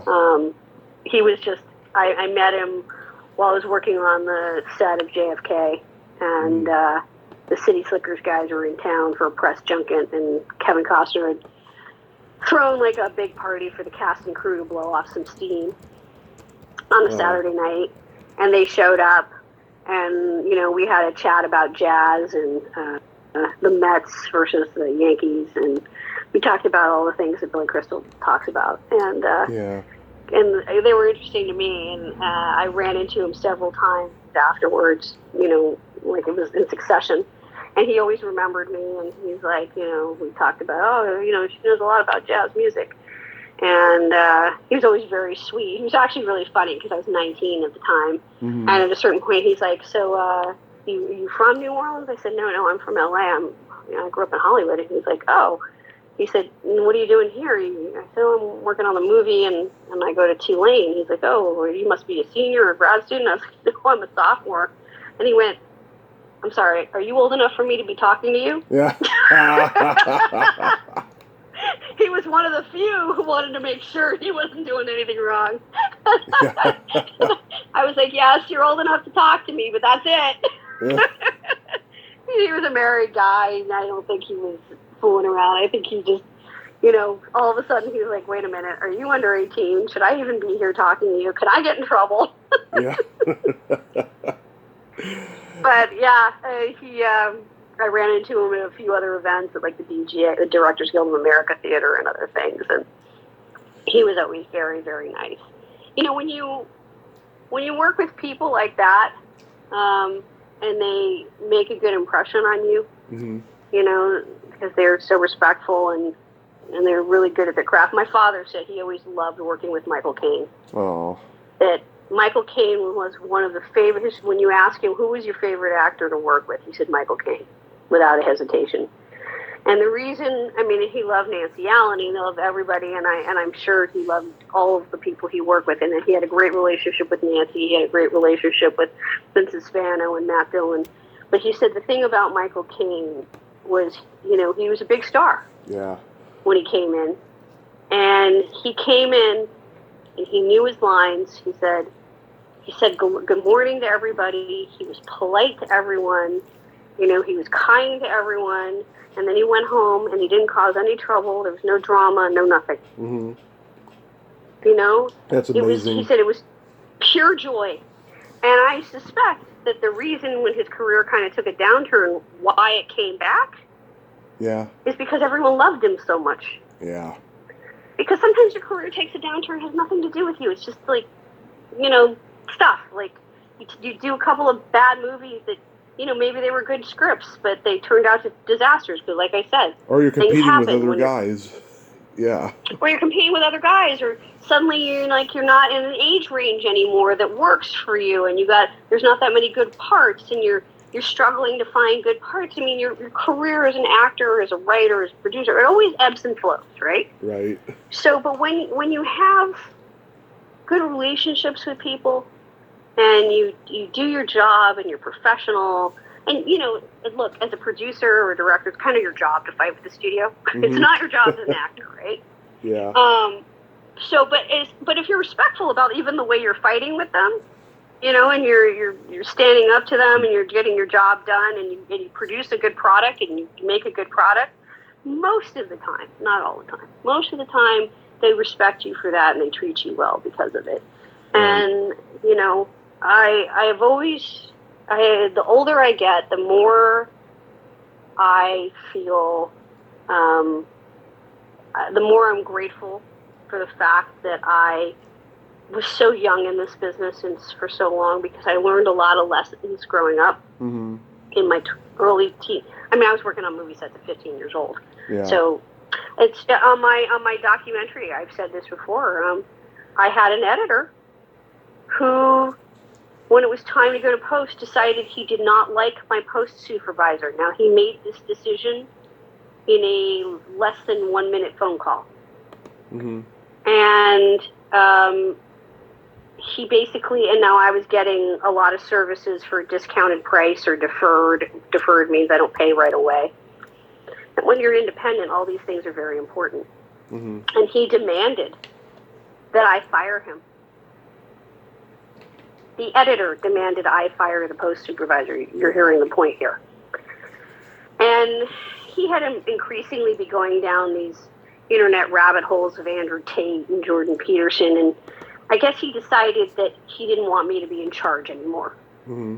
He had to resign. I accepted his resignation because he wanted to decide who I hired to do my post, right? Well, this is crazy. Right. And then he sent me a 62-page manifesto filled with personal attacks. And here's the thing.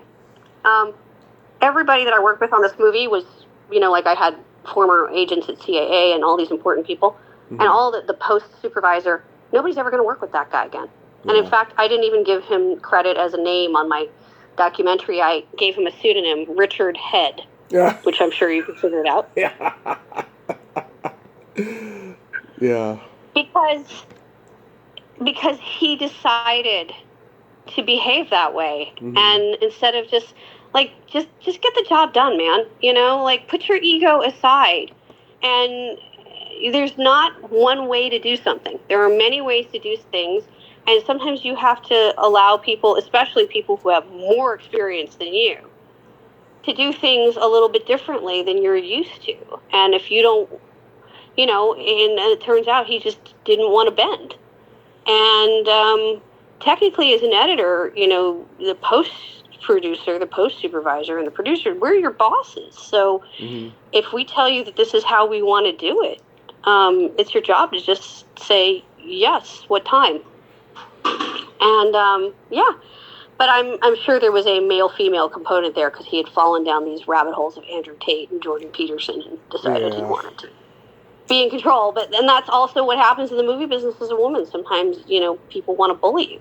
But my point is, that guy, I guarantee you, because the whispers have gone around the business already. Yeah. That guy's going to have a hard time getting work above a certain level ever again because... it's not just me. That post supervisor works for Warner Brothers. Yeah. And so, that's not great for him. So always be mindful for all the people who are film buffs and people who love film and movies who listen to this podcast. Always be mindful. It's if you're going to have a fight with somebody, have it for a really good reason. And just remember, there are always going to be consequences. So you got to be really careful how you deal with people because you piss somebody off like that guy and, pissed off Sylvester Stallone. I mean, I'm not saying it's right. I'm just saying that that's human nature. And people are going to defer to the stars and the people who are more successful than you because they need them. Right. And it's a lesson I learned very early on in this business because I grew up watching it. And I saw people who burned out their careers by pissing off people. Yeah.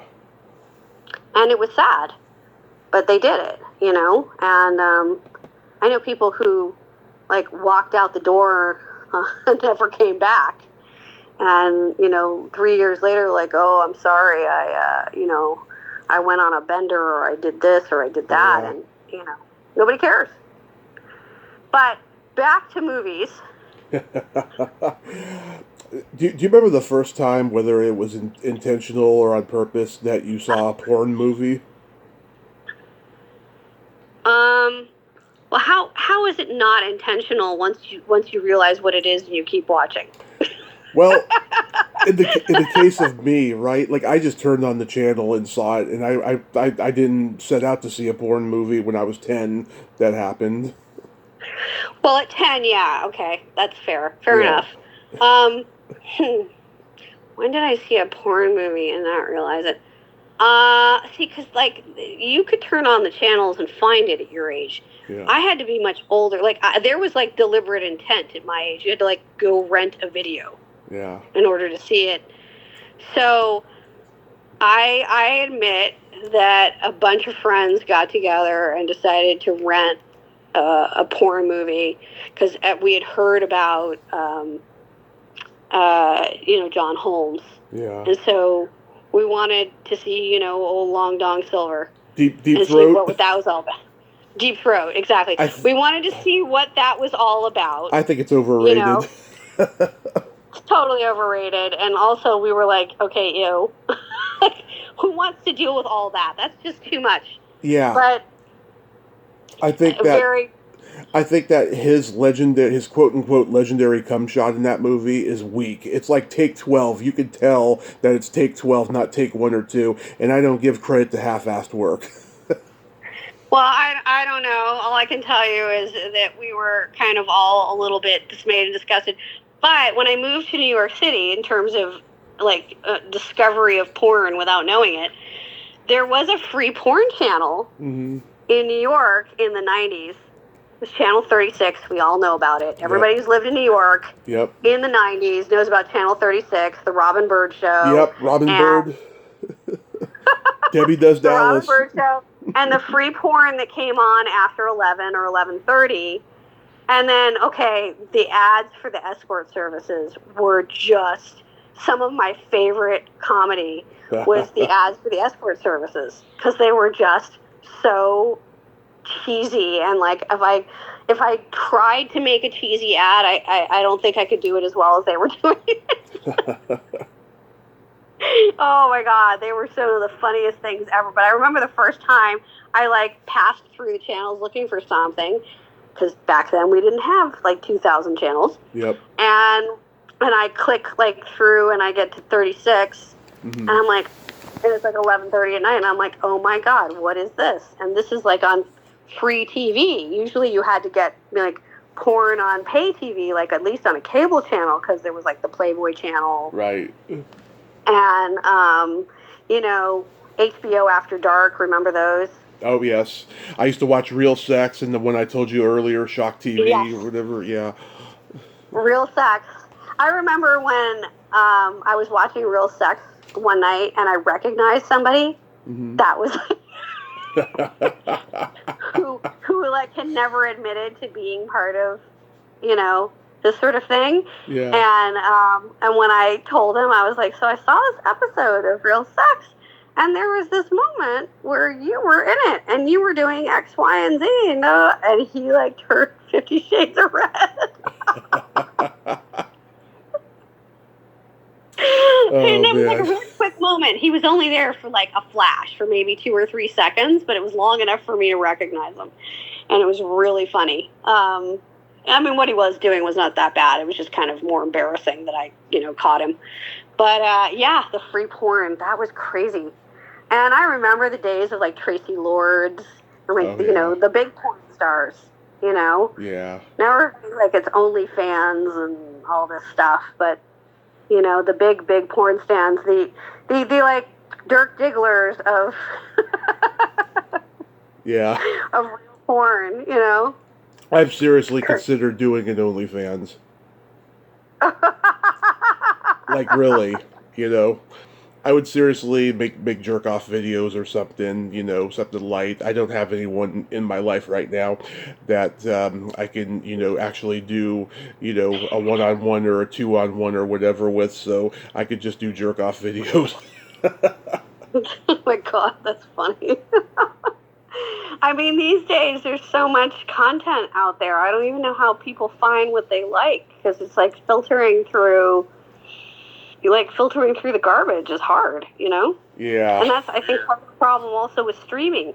There's so much stuff out there, and some of it's really bad. Yeah. You know? Yeah. I know. I see a lot of it. I was going through the documentaries on, you know, the various channels the other day just to see what documentaries have been purchased. Yeah. And I'm like, oh, I should have no trouble selling my documentary because this is crap. Mm-hmm. I mean, what did they pay for this? I'd like to know what they paid for this unmitigated piece of crap, because then I know how much more to ask for my own doc. I know, it's funny. I've seen a lot of bad documentaries the last few years. It's just, what I don't like is they rehash shit that the public already knows. They don't add anything new to it. They start the story halfway through. They got those stupid, you know, animation reenactments that Robert Evans got away with in his documentary, The Kid Stays in the Picture. But they're just not good. Like I saw Tom Savini's documentary. It was the same rehash shit. I would have loved to have heard him say, you know, why he's always an asshole to fans when he meets them at conventions. And I've been a witness to that and stuff. And I would love to hear that kind of a story, but I was really disappointed by it. Yeah, a lot of the biopics are just fluff pieces. A lot of the true crime stuff is just rehash of the news. Yeah. And it's just people putting shit together with editing. It's really not that good. I mean, that's why when I set out to make my father's documentary, I tried to make something really unique. And because it's so unique, you know, people have had a hard time figuring out how to, you know, market it or sell it, but it's, you know, and I'm now in discussions with a company, so hopefully that will, you know, become a fruitful sale, and then soon I'll be able to tell you, hey, it's going to be on this channel. So, yeah, hopefully I should hear from them in the next couple weeks what's going on. But that is the problem. There's a lot of crap out there. And I think with the advent of DIY filmmaking, because of all the technology, it's just, you know, a lot of crap. But, you know, also, what are these companies doing buying this stuff? You know? I mean, they're buying it for cheap, too, I'm sure, and they're just putting it on there to fill the channel. But, I mean, do people really want to see some of this stuff because I start watching some of it. I realize it's bad, and I just turn it off. Yeah. I never finish it, and so yeah. I mean, I think there's some value in the really good documentaries, but that's worth spending your time on, and also the docudramas that they did, about like the opioid crisis and the Sackler family, both the documentary they did and the show that they did with Michael Keaton. That was really good. I mean, that was informative, and I learned a lot about what had actually happened, and also it's just incredibly sad, But yeah, like I said, documentaries, documentaries. A lot of good documentaries out there. The first documentary that really got me going to watch documentaries was Roger and Me, Michael Moore. Yeah, it's a good one. I think it's one of his best. Yeah. It's before Michael Moore got too bombastic. Yeah. But he's though he can be bombastic and go to an extreme. Yeah. He makes a good point about certain things in this country, and I find his documentaries informative and entertaining.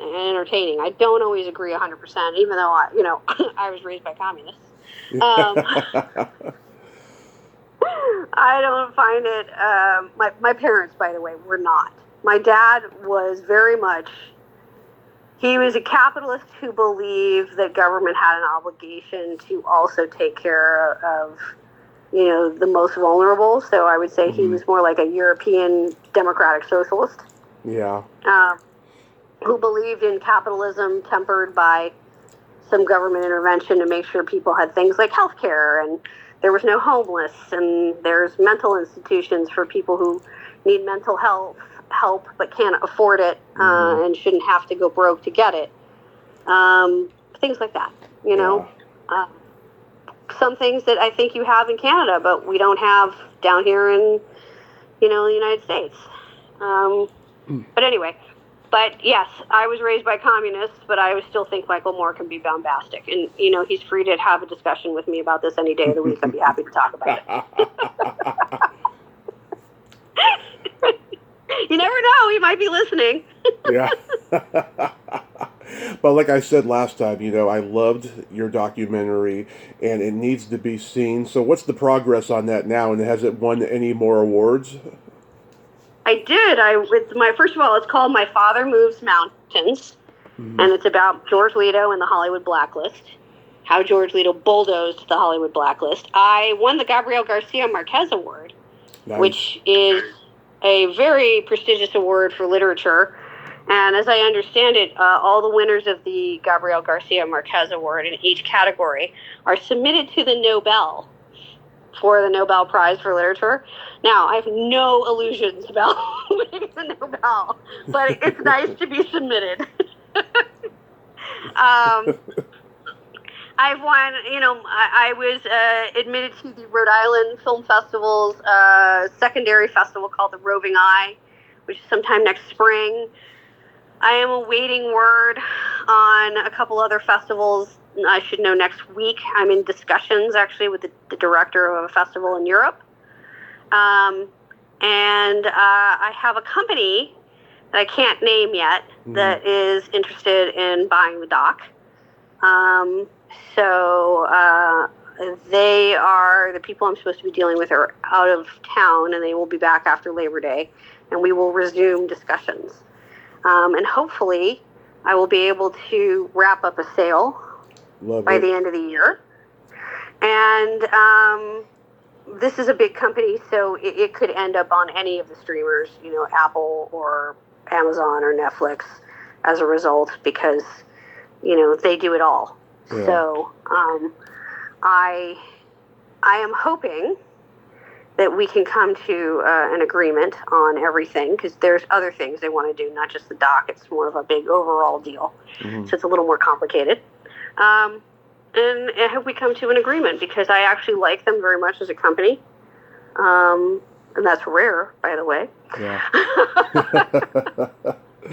And I would very much like to do more business with them. So, we'll see how this works out. But at the end of the day, the thing that's most important for me is my father's legacy. Yeah. I'm not looking, necessarily, don't take this the wrong way, guys. I still want a good deal. But I'm not looking for killing on the sale so much as, I also own and license 3 of my father's films, Obsession, Over the Edge, and That Cold Day in the Park by Altman, so by De Palma, Jonathan Kaplan, and Altman, respectively. And I license those pictures, and I try to make sure that whoever I license them to really takes care of their rights. And so I tell people I'm not just selling my father's rights or selling the rights to my documentary. I'm selling my father's legacy. I'm ensuring that it has its place in the annals of history, because I think what he did, especially for blacklisted writers, but also by, selling the first all-black film with Sweet Sweetback's Badass Song, and making the first movie to feature a trans lead in Dressed to Kill, and even Over the Edge was incredibly prescient and ahead of its time. I feel like somebody who had the courage to make those kinds of movies and to have that kind of career, I owe it to him as his daughter to preserve his legacy, because nobody else is going to do it with the same care and concern that I would do it. So I owe it to him to do it, and that's what I'm doing. That's beautiful, Andrea. It's really beautiful. How was your birthday? It was great. I had a lot of fun. I told everyone I was turning 35 if you're dyslexic.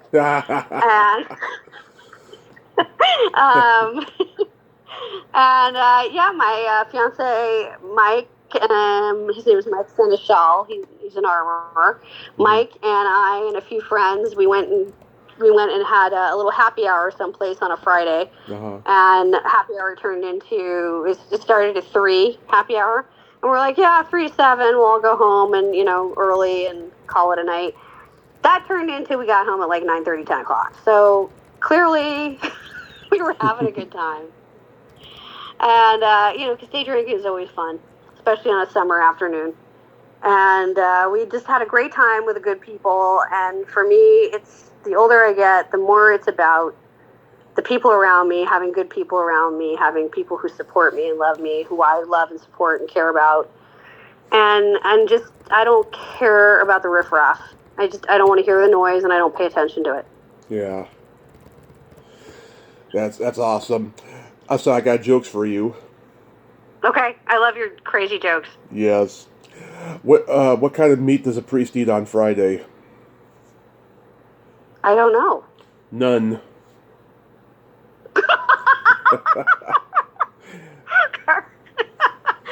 Very good. It's a nun pun.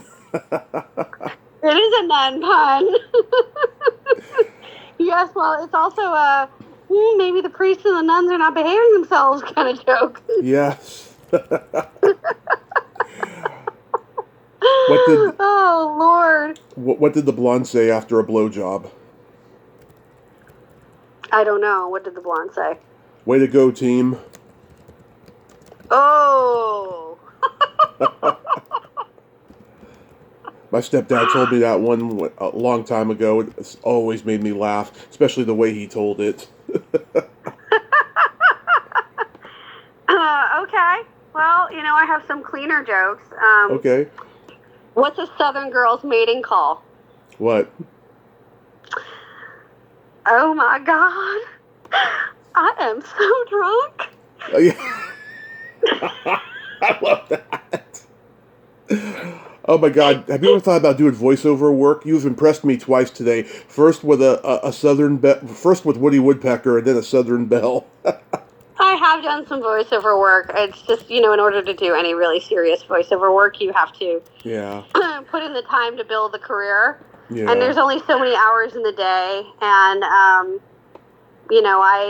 have done some voiceover work, and of course I sing. Mm-hmm. And that's the other thing I'm finishing with this documentary is I am putting together an album of some of my dad's original songs, some of which that are in the movie, and then some additional songs. Mm-hmm. I've hired a singer who used to be on Broadway. I hope I'm able to say this, but I made a deal with a singer named Chris Mann, who was on The Voice, and he was the Phantom on Broadway for like 2,000 performances. And he's got a beautiful voice, and he's kind of like Josh Groban-esque. And we're making an album of all of my dad's songs, including the songs that are in the film as part of the soundtrack, and then I'm going to sell that soundtrack along with the film so that, jazz aficionados can listen to it. And I sang some of the songs. I don't know if you know that I can actually... First thing I started to do in this business is I was singing. I was a good singer. I am a good singer, I should say. Yeah. And I'm not Celine Dion great, but I'm, very competent. And so I sang some of the tracks, and Chris Mann sang some of the tracks. We have a duet together. He didn't throw me out of the studio, so it must mean I'm okay. So I'm going to put this album out and complete my father's legacy. Love it. So that all of the things that he created are there for posterity. But yeah, I did a little of that. I mean, I trained as an actress. I have a degree in theater. I went to NYU and studied musical theater as well, and blah, blah, blah. And I wanted to be a performer when I first started. Yep. But I realized how difficult it is to make a living. And I sold a script when I was in my 20s.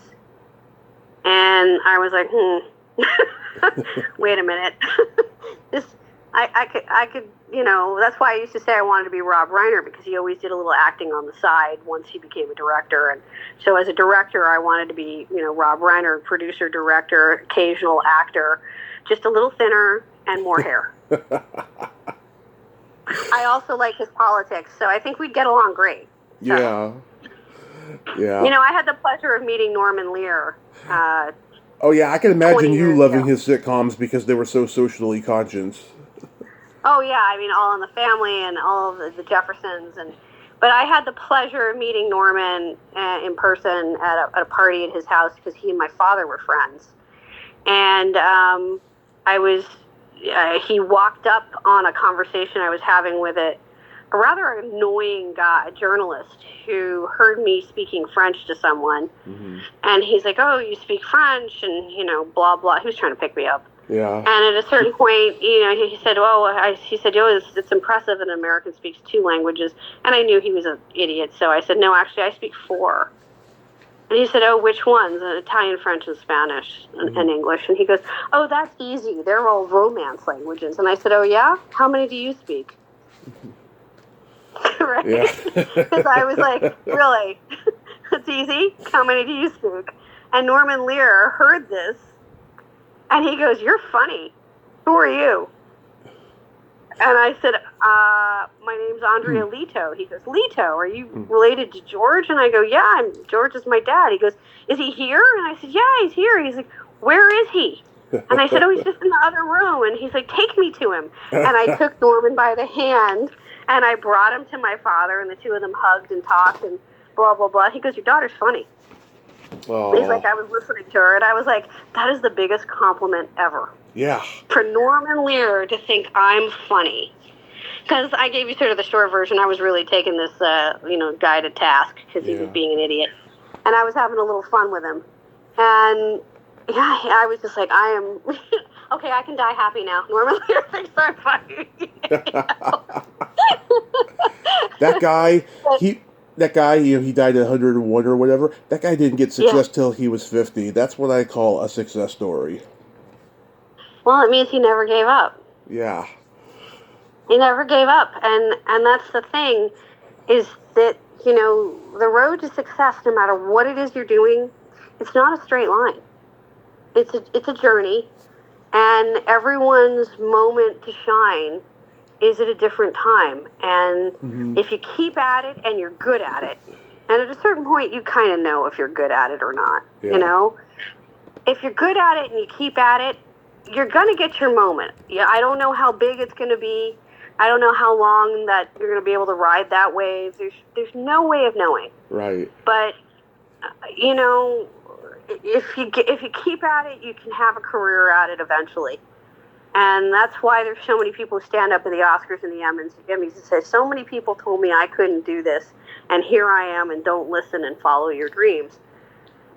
There's some truth to that. You know, if you really have something, and you don't, you know, because I think you just know inherently. And sometimes when it's different, it's not what everybody else has done in the past, it's harder for people to recognize. And I think what Norman Lear had that was different is he did shows that were socially conscious but also funny.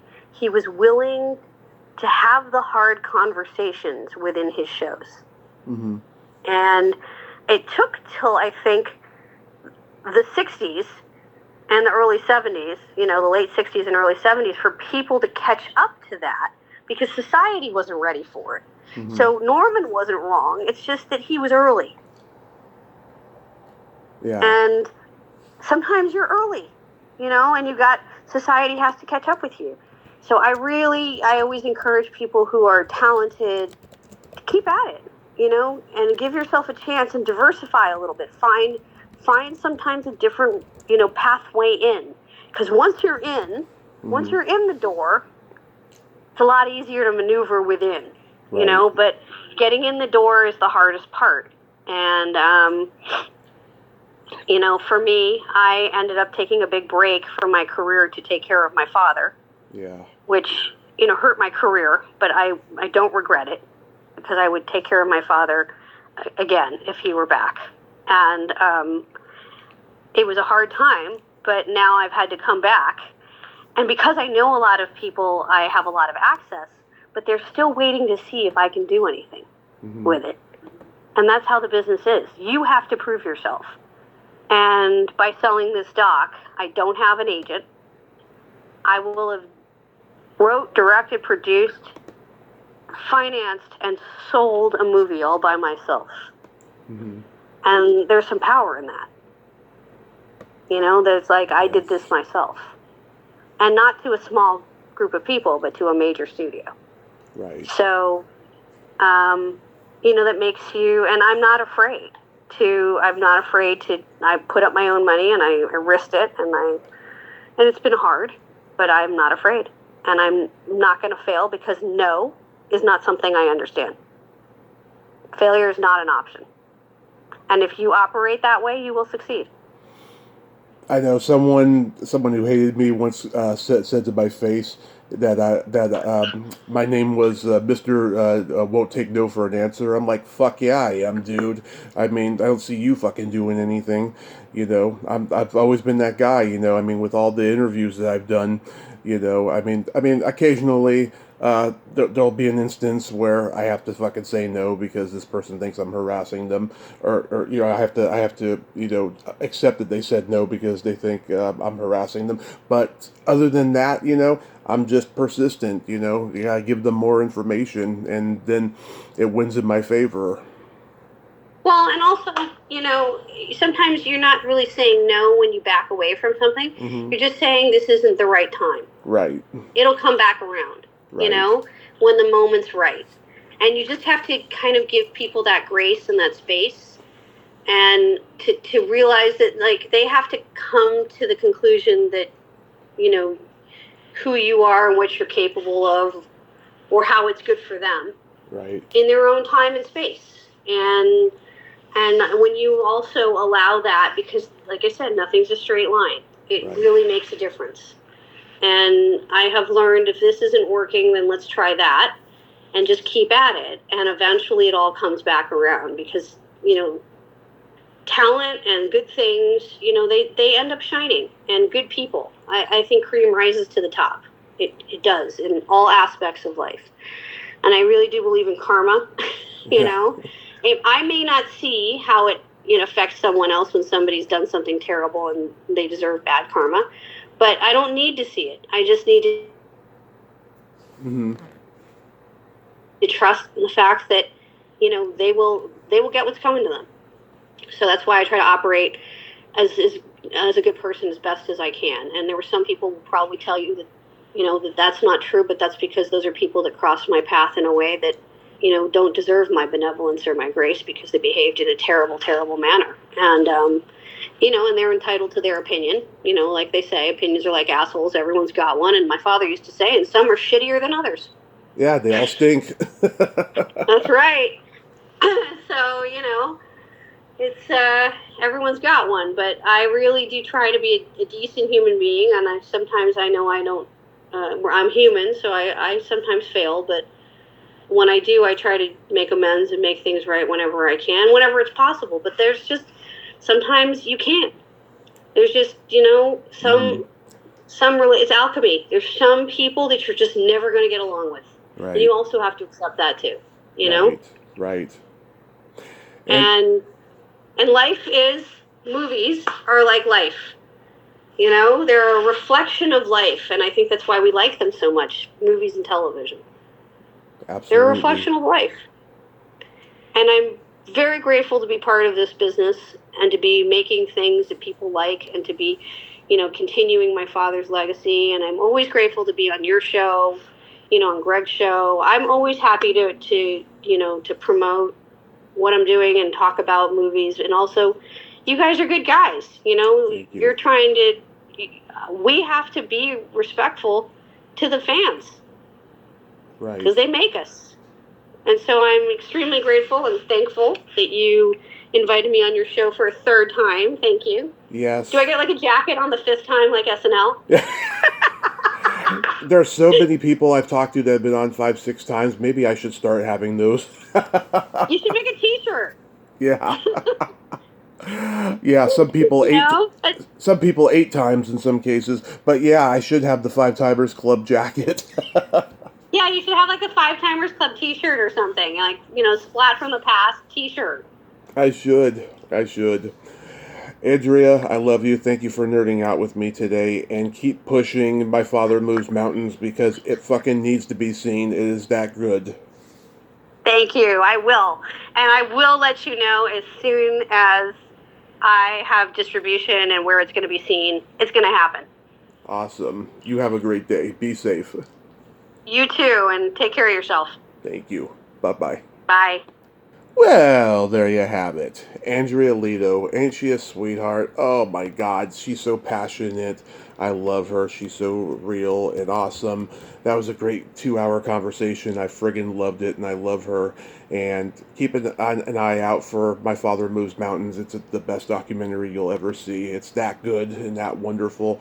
She loved her dad, George Litto, rest in peace, producer of Dressed to Kill, and Over the Edge and Obsession, and so many great movies.